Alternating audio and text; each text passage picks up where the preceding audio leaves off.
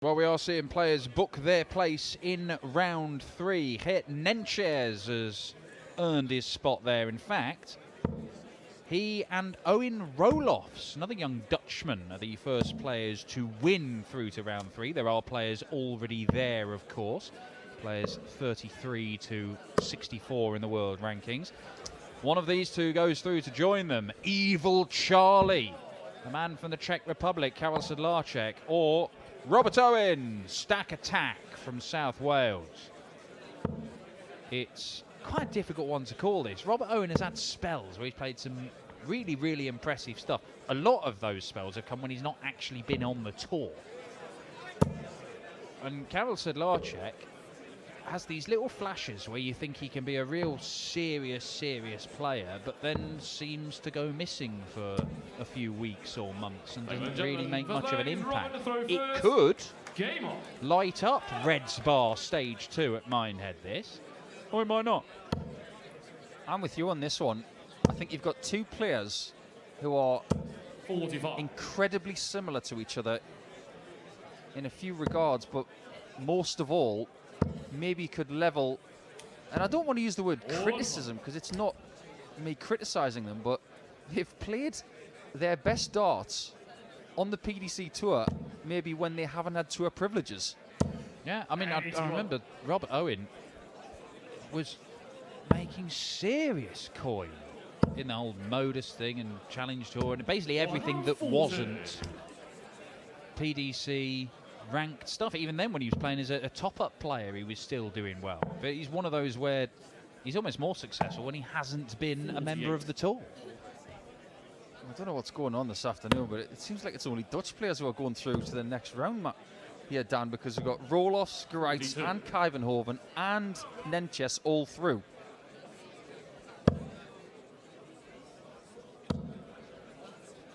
Well, we're not going to get a Dutch player through in this one. It's going to be either Czechia or Wales to take on the Netherlands in Kevin Dutz in the next round.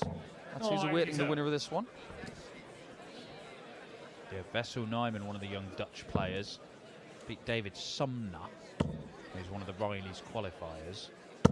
Nijman, he'll have to play a second round game, but if he can win that, it'd be Mike De Decker for him in round 3. I think that could be a really, really good game. I agree. 50. He's really good, Nijman. 127. Really good. This could be really good. 127. And game. Done the hard way. And a little bit of aggression from the South Walian from Bridgend. Yeah, 127. The fancy way. 2 big trebles and a double 8 for Robert Owen to take the opening leg. We actually have a Welsh player through to the next round as well, and Nick Kenny. He's beaten another Welshman in Callum Goffin. 140. Things are starting to take shape.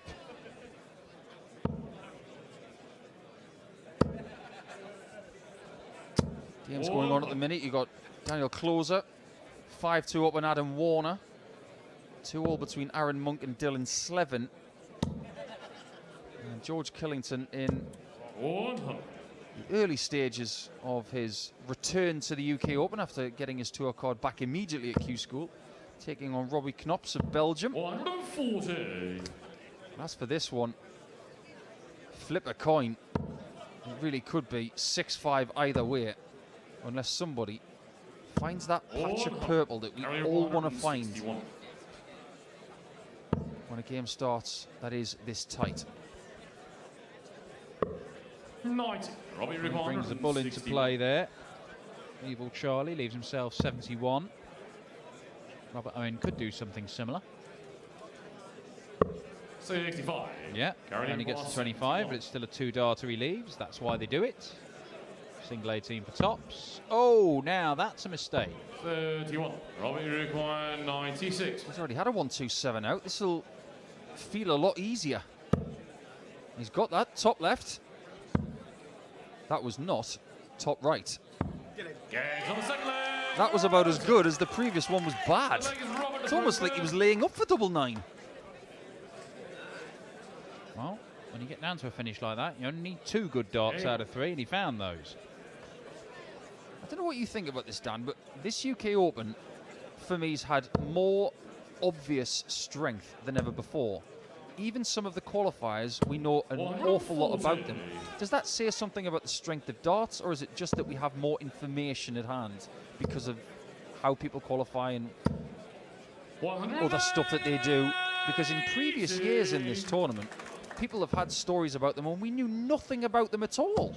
Yeah, I think it's a bit of both. I think certainly over recent years you have seen big name players going to these Riley's qualifiers to get in. You know, we have full world champions like Yellow Clarkson coming through them.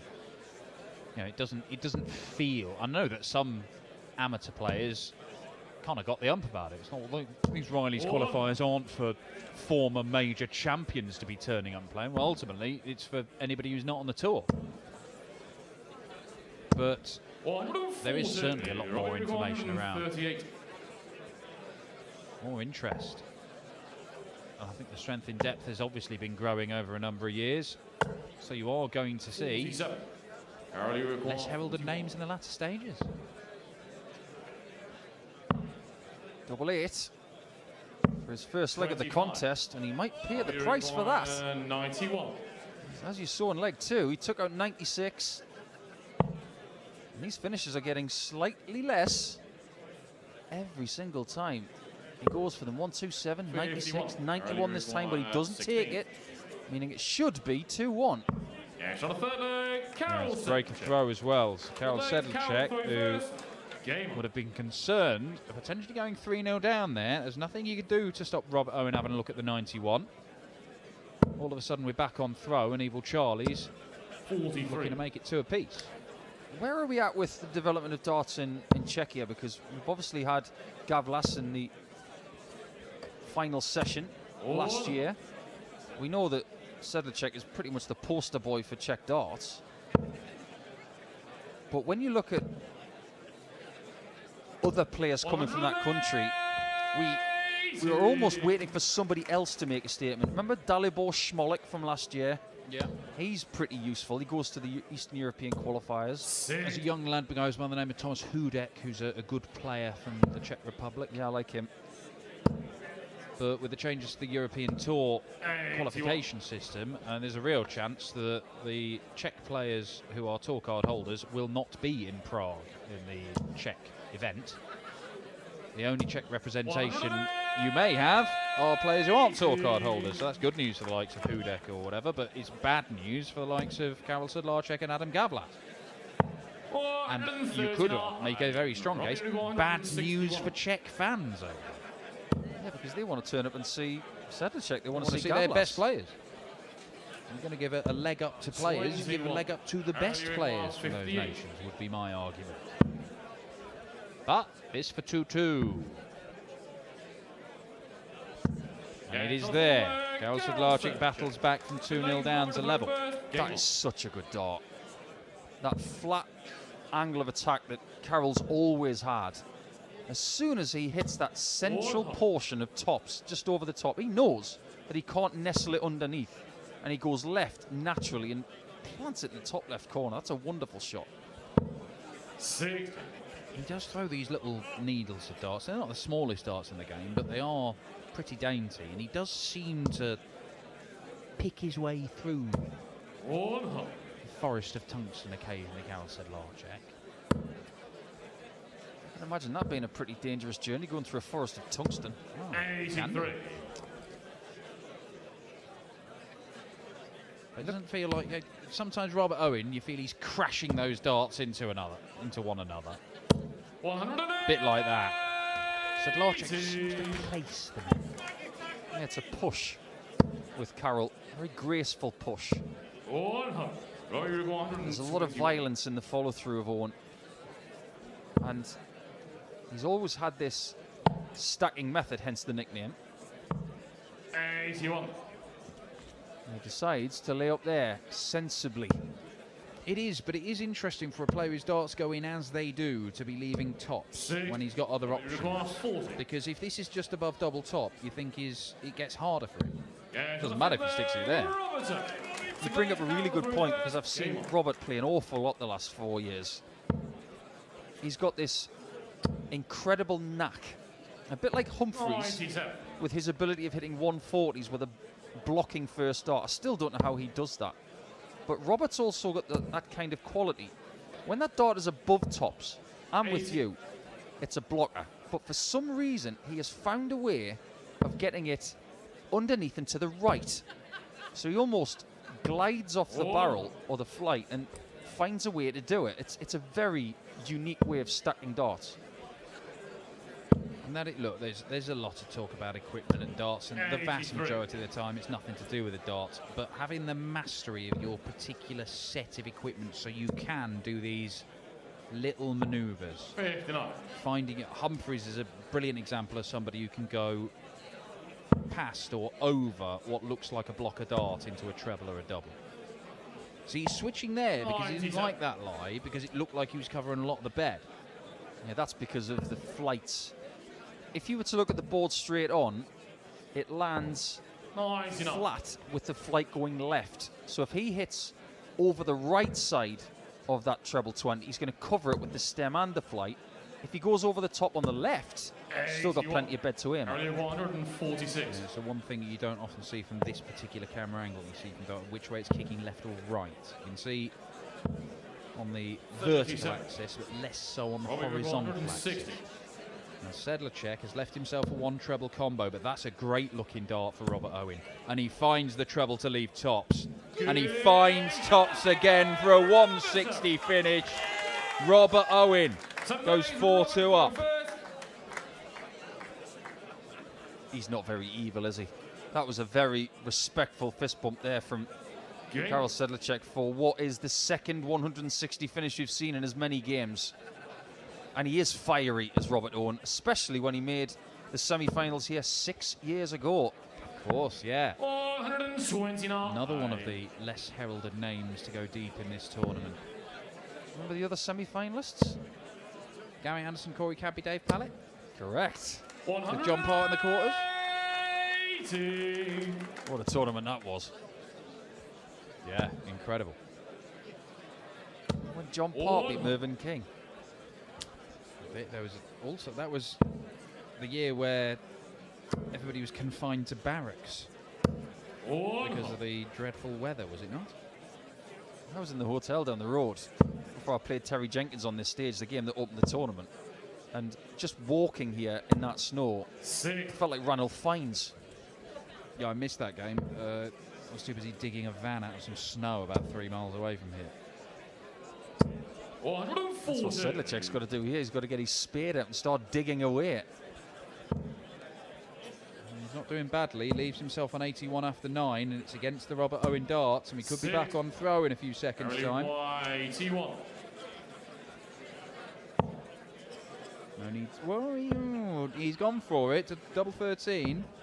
55. There's an argument for not doing it, but he's just taken out 160, so maybe he felt he had to go for the 81 on the ball. Yeah, I think that's why he did it. He's just seen that big three-figure checkout taken, and he thought, I don't want to give him a shot at another one. However, he did, and Robert couldn't take it. One of the least used doubles on the board, and that's why 18. odd number doubles can really bite you at bad moments. It's still on. Treble 19 is found for double 16. 76. Very nearly 5-2. 8.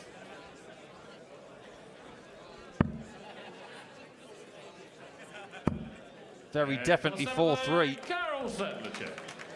8 leg is Karel to throw first. Game on. Showing a bit of Ruprecht around him at the minute is Evil Charlie. Just staying uber focused. 423. I think this is a good opponent for Robert Owen, because every now and again, when he comes into a game like this, 85. he's almost a bit too fiery. He almost wants to put in that big performance and that big celebration a bit too much. If he can play someone like 34. Karel, he can temper that and just stay more within himself. Put him up against someone who is, I mean, if he was playing himself, 81. I think this would be a more animated match. Yeah, you're not going to get a great deal back from Evil Charlie. 60. Although he did give me an energy drink once that had his face on. Yes, the Evil Charlie energy drink. I'd forgotten about that particular darts bit of merch. That's elite merch. That's up there with Jamie Caven's contraception. Genuine products, ladies and gentlemen. 140. Sedlacek down to a finish. Owen will fancy himself to get to a better one. He is going to be on a better one. 96. Well, okay, it's not that much better. 144. Just ran out of room. You can see how he can't nestle the dart underneath the same way that some other people 96. can. Robbie require 99. Has anybody got any red balloons or a flake? His 99 would mean 5-3. 10 or a 6 is the safe play, but he goes for the 2 and gets it. And 1 dart at tops. He has been absolutely deadly on that in this game, Robert Owen. 3 consecutive breaks of throw. Robert Owen has the darts in his hand looking for a 6-3 win. And even if he doesn't get it done here, he would have the darts in the last leg decider if we go the distance. Winners in this round already. Geert Nenches, Owen Rolos, Daniel Closer of Germany, Nick Kenny, Patrick Gerrits, who beat Adam Smith-Neal, Mike Kuyvenhoven, who beat Barry Van Peer, the Dutch Open champion, and Dylan Slevin, who overcame Aaron Monk.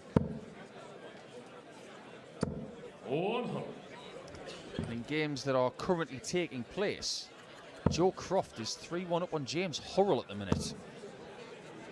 And Matthew Dennett is 4-1 up on Danny Van Tripe, playing his second game of the day. And you mentioned earlier, Dan, that Dennett played exceptionally well. One of the best averages in round 1 to get to that game with Danny. But he's not needing that high 90 stuff against Van Tripe at the minute. In fact, a 79 average is good enough for a 3-leg advantage. Yeah, the Hurrell one's surprising. He started his life as a tour guide holder very well, James Hurrell. Been good on the Pro Tour, but despite a 90 average, 3-1 down to the Riley's qualifier, Joe Croft. Just got his first leg because he was 3-0 down, so maybe a comeback is on for Hillbilly Hurrell. As for Owen, he finishes it off in style. A wonderful finish, and he was the better player of the 2 in that match, and I think he enjoyed that a little bit. He returns to Reds Bar, the stage of maybe his best success in World Darts. He could be in for another good time of it as the man from South Wales makes his way through to the next round. He will be in round 3 against Kevin Doots. If he wins that one, he's going to be in the hat for a little bit later on. We're going to stay here, and it's going to be Belgium's Bartons up against Brett Clayton after this.